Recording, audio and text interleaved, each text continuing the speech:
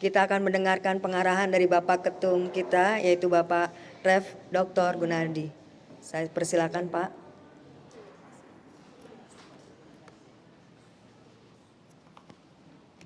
Ya, Shalom. Hari ini adalah fellowship antara CMC Women dan CMC Marketplace. Ya, saudara yang kasih dalam Kristus, tujuannya adalah menjangkau jiwa-jiwa baru ya untuk diselamatkan supaya kita bertumbuh, berakar dan berbuah dalam dunia marketplace. Jadi gereja jangan jaga kandang di dalam sendiri, tapi harus dari luar, saudara ya. Oleh karena itu kami akan memberikan tips-tips bagaimana mencari jiwa-jiwa baru, saudara ya. Saudara yang kasih dalam Kristus, masih dalam taraf kemerdekaan Indonesia yang ke-80 tahun, ya. Apa artinya merdeka? Berarti bebas dari perhambaan, penjajahan dan sebagainya, saudara. Apa itu penjajahan? Ya. Di dalam bahasa Yunaninya disebut apesis, ya. Pembatalan total hutang, saudara. Ya. Bahasa rohaninya jadi saudara ditebus oleh Kristus itu hutang. Sebetulnya kita mati masuk neraka karena dosa, tetapi ditebus, ya hutang itu dibatalkan, saudara. Ya. Dan kembalikan kepemilikan secara lengkap, dikembalikan lagi kepada gambar serupa Allah. Ya. Itu disebut pembebasan, saudara. Ya. Yang kedua tawanan, ya. Tawanan perang. Jadi kita sejak Adam dan Hawa jatuh dalam dosa, manusia ditawan oleh dosa, saudara, ya, oleh kuasa iblis. Itu tawanan perang, ya, oleh roh-roh jahat di udara, saudara. Di dunia ini hanya terdapat dua kuasa, kuasa Allah dan kuasa iblis, saudara. Tinggal saudara pilih. Kita ditawan oleh kuasa-kuasa kegelapan, tapi dibebaskan. Ketiga tertindas, ya, orang-orang yang hancur hati, hopeless, mencari jalan-jalan keselamatan nggak tahu, saudara. Orang yang terhilang, yang terbuang, saudara. Ya, itulah yang disebut penjajahan. Hari ini kita akan memberikan kabar baik bagaimana merdeka dari dosa itu, saudara. Ya. Perbedaan de facto dan de jure. Jadi Indonesia secara de jure, secara hukum resmi, ya, 17 Agustus 1945 merdeka, diakui di PBB, ya, masuk anggota PBB. Tetapi secara de facto kenyataan Indonesia masih belum merdeka di bidang apa, saudara? Finansial, ya, keuangan. Menurut data Google saya baca tahun 2024, penduduk miskin Indonesia 8% dari 280 juta. Jadi sekitar 24 juta masih dalam kondisi miskin, saudara. Nah, itu masih belum merdeka, ya. Kalau merdeka itu menjadi negara maju, ya. Semuanya itu pendapatan per kapitanya itu menurut standar dunia, saudara, ya. Nah, sekarang bagaimana dengan keluarga Kristen kita, saudara? Ya, masih adakah yang belum merdeka? Masih belum merdeka dari dosa. Apa itu dosa? Dosa itu sifatnya merusak, menghancurkan dan bahkan membunuh, ya, terutama kejahatan, saudara. Ya, manusia ini sejak jatuh dari Adam dan Hawa cenderung berbuat jahat daripada baik, saudara. Ya, Paulus berkata, aku ingin berbuat baik tetapi yang keluar kejahatan, kelicikan, saudara. Ya, saudara boleh menjadi orang pintar profesor, tapi kalau licik hatinya buat apa, saudara? Penipu, pembohong. Oleh karena itu Roma 3 ayat 23, semua orang telah berbuat dosa dan telah kehilangan kemuliaan Allah. Ayo, siapa yang berani mengatakan saya orang suci di dunia? Enggak ada, saudara. Ya, karena pada dasarnya semua manusia menurut Alkitab berdosa. Apa kriteria berdosa itu? Jadi jika seorang tahu bagaimana ia harus berbuat baik, tapi ia tidak melakukan, ia berdosa, saudara. Ya. Bisa nggak saudara melakukan perbuatan baik dari pagi sampai malam? Ya, terutama bohong. Ya. Kalau karyawan dengan bos, bosnya telepon, kamu jam 8 belum datang, di mana? Karyawannya bilang, saya sedang OTW, padahal masih mandi di kamar mandi, saudara. Nah, itu kan bohong. Ya. Mengenai perpuluhan, saudara, di gereja, ya, saya berani taruhan. Rata-rata gereja itu jemaatnya tidak membayar perpuluhan. Bukannya itu bohong, saudara. ya. Dia usaha, dapat untung, memberikan nafkah kepada keluarganya. 10% aja untuk gereja kagak mau. Nah, itu dosa, saudara. Ya, jangan dianggap enteng. Dan upah dosa adalah maut, saudara. Ya, belalang pelahap akan menerpa saudara, kecelakaan, kebangkrutan. Ya, itu upah dosa.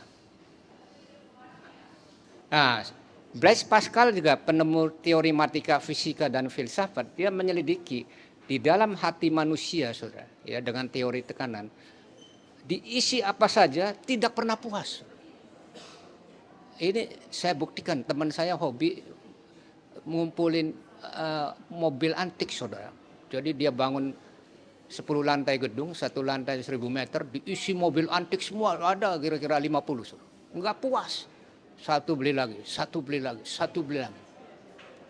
Saudara lihat istri-istri yang ditangkap KPK, tasnya itu dijejerin ada 50 biji. Coba. Beli satu nggak puas lagi, Hermes pun nggak puas. Ini manusia, saudara, diisi nggak bisa puas. Dan teorinya dibuktikan oleh Blaise Pascal, teori tekanan, ya, di dalam hati manusia diisi tidak pernah puas. Saya akan buktikan, saudara, ya. Ini dosa. Jadi dosa ini tukang adonan, dia menanak bolu kue, ya. Dia kumpulin telur 1, 2, 3, 4, 5, 6, 7, 8, 9. Yang ke-10-nya itu telur busuk, ya. Sudah terlanjur diceplok masuk ke situ, diaduk. Akhirnya begitu dihidangkan, saudara, marah semua yang makan, ya, karena bau busuk. Itulah dosa, saudara. Ya. Jadi jangan menganggap enteng dosa, semuanya jadi busuk. Nah, di dalam Amsal 31 ayat 30 Raja Salomo berkata, tidak ada satu orang pun istri yang takut akan Tuhan. Bayangin, 1000 istri, saudara, 700 istri, 300 gunting. Satu pun tidak ada yang bijaksana. Bayangin, saudara, kalau tanya rahasia keluarga bahagia sama Salomo, ya, dia pengalaman 1000 istri. Bahkan dia berkata, kemolekan adalah bohong. Dan kecantikan adalah sia-sia. Ini dalam fisik, saudara, bukan hati nurani, ya.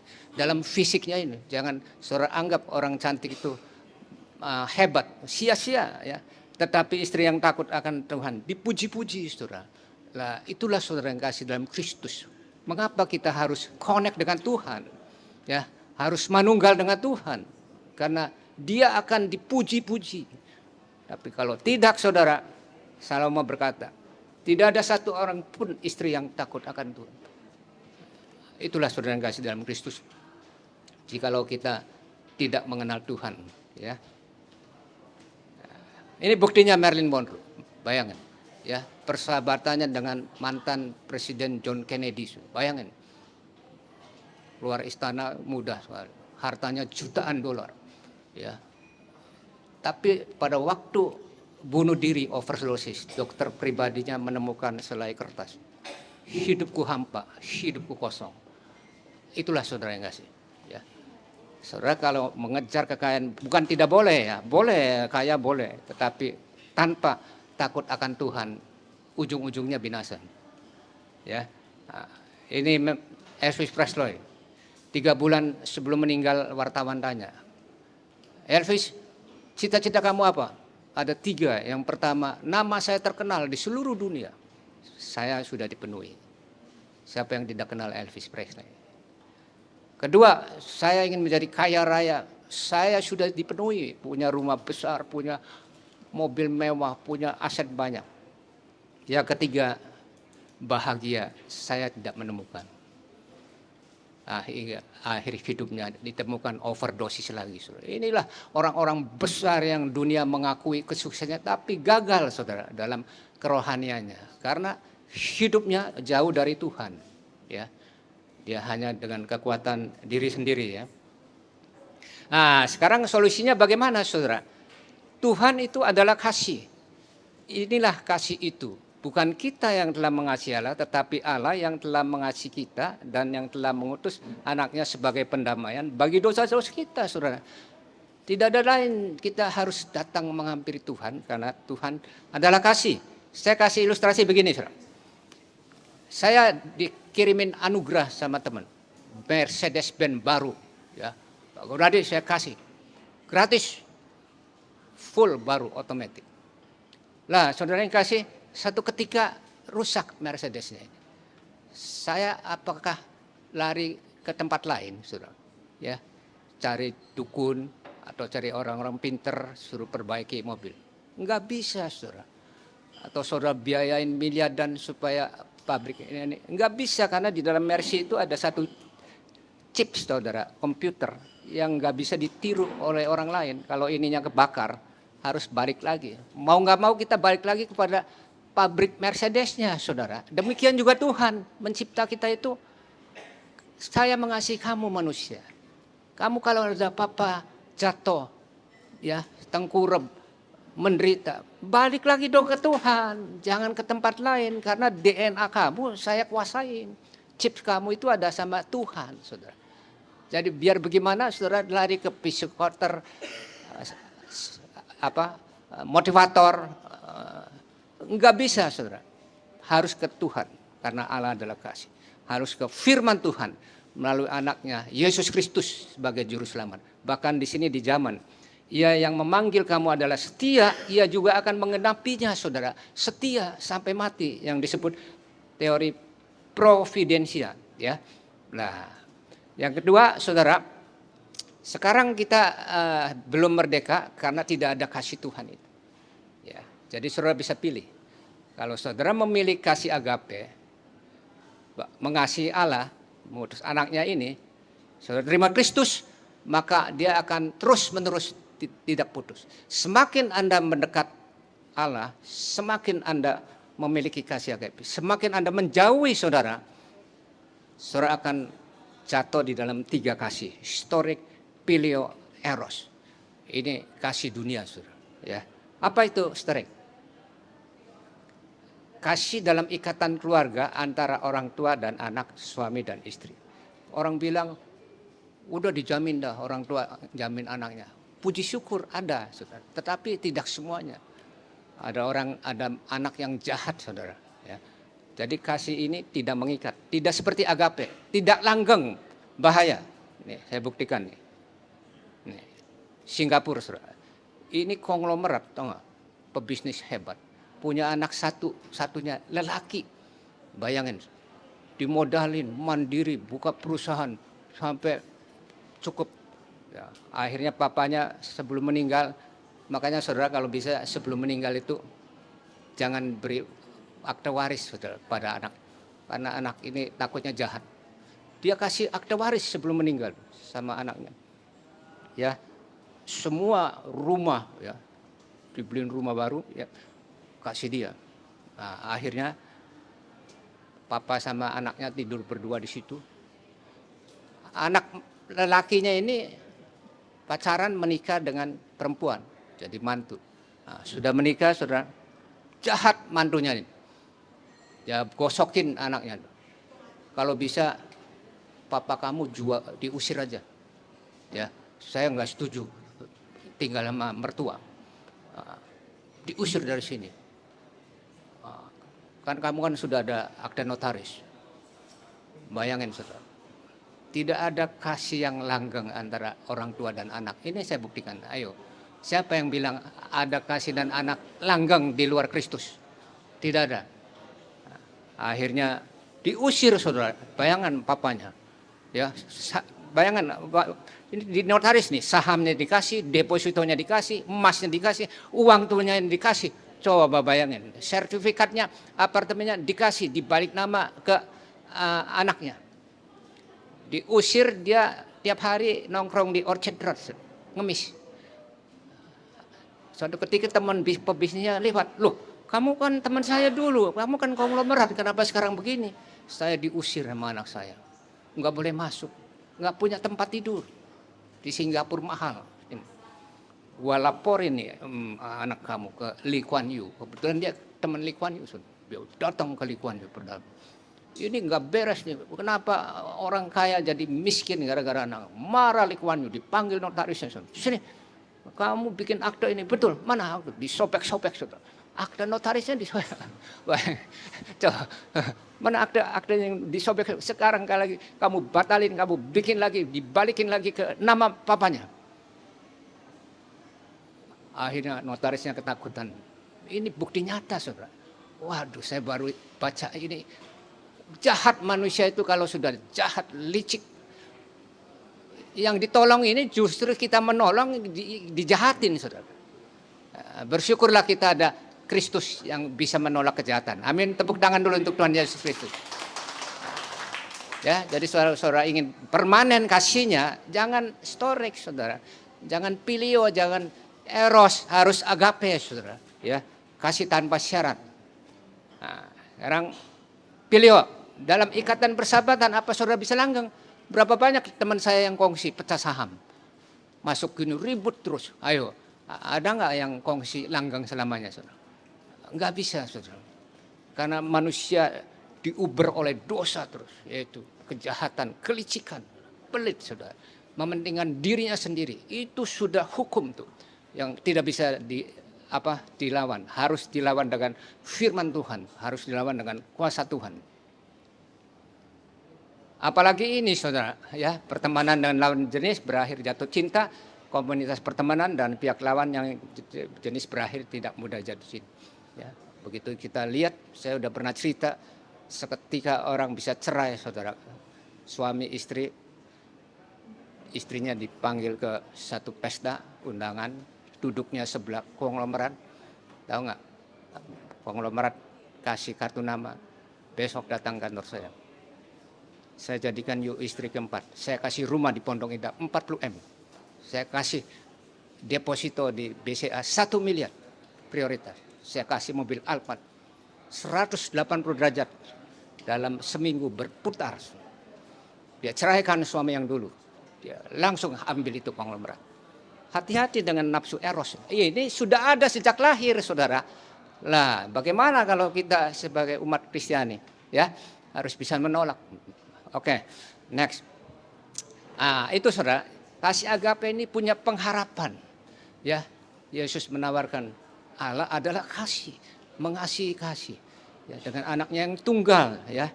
Dia memberikan keselamatan barang siapa yang percaya, tidak binasa, melainkan beroleh hidup yang kekal, tubuh, jiwa, dan roh. Kasih minta syarat, saudara, storik, pileo, ujung-ujungnya kecewa, sakit hati, dendam, membenci, hancur. Ayo, saya berani taruhan. Silakan saudara kalau bertumit pada 3 kasih ini. Ya. Nah, bagaimana di dalam tubuh, jiwa, dan roh terdapat pikiran, perasaan, kehendak, yaitu dipulihkan dulu, dimuridkan dan diutus, saudara. Karena sumber dari kejatuhan ini dari hati nurani, bukan dari mindset, saudara. Jadi kalau hatinya menolak Kristus dalam dirinya, ya sudah dengan tiga kasih tadi. Tapi kalau menerima, saudara, dipulihkan, lalu dimuridkan, saudara. Karena begitu terima Kristus baru bayi rohani, ya kita harus menjadi dewasa rohani. Nah, itu harus dimuridkan. Nah, ini tugas CMC Women, CMC Marketplace, tugas gereja untuk menjangkau jiwa-jiwa baru, dimuridkan dan diutus kembali, ya. Nah, di dalam Yohanes 8 ayat 36, jadi apabila anak itu memerdekakan kamu, apapun benar-benar merdeka, itulah, saudara. Begitu Anda mengenal Kristus, Anda akan dijamin merdeka dari dosa. Amin. Tepuk tangan dulu untuk Tuhan Yesus Kristus. Tidak ada jalan lain. Dosa tidak bisa ditebus dengan amal baik. Ayo, saudara, berapa amal baik, saudara? Sampai mati di kuburan. Enggak bisa, saudara. Hanya melalui kematian Yesus Kristus. Penebusan darah Yesus Kristus. Pengakuan kepercayaan iman pada Kristus. Dosa baru bisa dihapuskan. Nah, agape adalah cinta Tuhan pada manusia tanpa syarat. Ya Bapa, ampunilah mereka sebab mereka tidak tahu apa yang mereka perbuat. Pada waktu Yesus diludahin, dicambuk, dipukul, ya ditusuk, ya sampai dimahkotai duri, tidak melawan, saudara. Itulah yang disebut kasih agape. Bahkan dia mengatakan, ampunilah mereka sebab mereka tidak tahu apa yang mereka perbuat. Itulah kasih tanpa syarat. Ya, saya kagum, saudara. Kemarin ada kesaksian Perwil 6, gembala sidangnya bilang, MCWL tidak mau dibayar, pemain drum tidak mau dibayar, pemain gitar tidak mau dibayar, pengkhotbah tidak mau dibayar. Tepuk tangan dulu untuk Tuhan Yesus Kristus. Itu kasih agape, saudara. Melayani dengan setulus hati, ya, karena dia cinta Tuhan bukan manusia, saudara. Tapi berapa banyak ada satu pendeta sampai pasang tarif, saudara. Pak Gunardi kalau panggil saya tahu nggak S3? Berapa Pak? 1 juta. Kalau enggak saya nggak mau datang. Ada saudara. Saudara ingin kenal, saya kenalin pendeta. Saya panggil sekali, lain kali saya nggak panggil lagi, saudara. Iya, sebab Yesus berkata, aku kasihkan kamu cuma-cuma. Bagikan kamu juga kepada orang lain cuma-cuma. Ya, nah, itulah yang disebut kasih agape, saudara. Jadi dampaknya apa, saudara, dari kasih agape? Jikalau kamu mengasihi kamu akan menuruti segala perintahku. Jadi saudara jangan mengasihi saja, datang tiap minggu ke gereja, datang duduk diam, duit, ya, kolekte, pulang. Harus melakukan perintahnya, saudara. Apa perintahnya? Yaitu siapa yang percaya dan dibaptis akan diselamatkan, tapi siapa yang tidak percaya akan dihukum. Ya, salah satu perintahnya menjadi garam dan terang dunia. Inilah saudara, supaya kita berubah hidupnya, kamu adalah garam dunia. Jika garam menjadi tawar, dengan apakah diasinkan? Kamu adalah terang dunia, saudara. Ya, setelah kita menerima anugerah, kita harus menjadi garam dan terang dunia. Apa itu garam? Yaitu pada waktu kita ke kitchen set, ya, menyediakan makanan. Kalau kita tidak kasih garam, saudara hidangkan, enggak laku, orang marah, ya, berasa hambar. Nah, itu yang namanya garam diinjak-injak. Ya, jadi kalau saudara tidak larutkan dalam komunitas, CMC Women, CMC Marketplace, gereja, ke penjara-penjara, ya, memberitakan kabar baik, Injil. Garam itu tidak asin, saudara. Ya, jangan main-main ya dengan kekristenan. Nah, apa itu terang? Nah, terang itu, saudara, yang dilarutkan dalam satu komunitas itu. Ya, lampunya itu harus nyala. Dari keluarga dulu kita injili. Nah, yang belum mengenal Kristus. Satu orang bertobat, seluruh keluarga bertobat. Lalu kita masuk ke komunitas ini, CMC Women, CMC Marketplace, Full Gospel Businessman Fellowship. Lalu kita masuk ke dalam masyarakat. Nah, lalu kita masuk ke dalam negara Indonesia 38 provinsi. Dan lalu kita masuk ke dalam seluruh dunia, 200 negara. Inilah yang disebut terang dunia, saudara. Inilah yang disebut garam dunia. Saudara, garamnya akan menjadi asin, tidak diinjak-injak. Tetapi selama ini dibungkem, ditutup, saudara, sampai saudara mati, garam itu tawar. Saudara tidak menjadi legenda dari sejarah. Saudara akan tergeser sejarah. Saudara tidak menggeser sejarah. Saudara tidak akan terukir sejarah. Seperti nama-nama Billy Graham, John Sue, John Wesley, G.L. Moody. Ya, semuanya terukir. Ya, itulah saudara yang kasih dalam Kristus. Mengapa kekristenan harus dua arah? Satu, kita menerima kasih tanpa syarat, tapi kita melakukan perintah Tuhan menjadi garam dan dunia. Saudara yang kasih dalam Kristus, apakah waktunya?